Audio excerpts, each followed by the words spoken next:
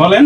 এই কালকের খবরে দেখলাম। হ্যাঁ জি। ঘটনাটা হচ্ছে যে একজনে বিয়ে করে নিয়ে আসে, এরপর বন্ধুদেরকে দিয়ে তাকে তার নিজের স্ত্রীকে অত্যাচার করিয়েছে। এটা অতিমাত্রায় জঘন্য, মানে অমানবিক কাজ। কেমন করে? মানে সে বিয়ে করার পর তার বউকে তার বন্ধুদেরকে দিয়ে নির্যাতন করিয়েছে। এখন বিষয় হলো, এই কথাটা মনে রাখতে হবে, বিয়ে মানে কি? বিয়ে মানে হলো আপনি যেদিন বিয়ে করবেন অথবা যে মেয়েটার সাথে আপনার বিয়ে হবে, যেদিন বিয়ে হবে সেই মুহূর্ত থেকে তার সমস্ত দায় দায়িত্ব, অর্থাৎ মান সম্মান ইজ্জত যাই বলেন না কেন, সবকিছু রক্ষার দায়িত্ব আপনার।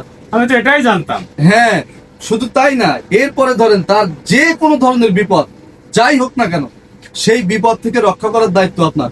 হ্যাঁ, কিন্তু এই ধরনের মানুষগুলা, মানে এদেরকে পশুও বলা যায়, যে এরা কি করে নিজের স্ত্রীকে এইভাবে নির্যাতন করে। তবে আইনের কিন্তু পয়েন্ট আছে। আইনের কথা হলো যে, যেমন আইন সে যেমনটা হলো যে, আপনি যদি আপনার স্ত্রীকে কোন রকম ক্ষতি করেন, ক্ষতি করার চেষ্টা করেন, কাউকে দিয়ে ক্ষতি করান, নির্যাতন করান, তার জন্য আপনি কোন রকম কোন ছাড় পাবেন না। আইনের যে সাজা, আচ্ছা। সর্বোচ্চ সাজা হবে আপনার। যদি আপনার মৃত্যুদণ্ড সাজা থাকে আর যাবজ্জীবন থাকে, আপনার মৃত্যুদণ্ড হবে, কোনো মতে যাবজ্জীবন হবে না। ও আচ্ছা। তার মানে এখন থেকে এই কথাটা মাথায় রাখবেন।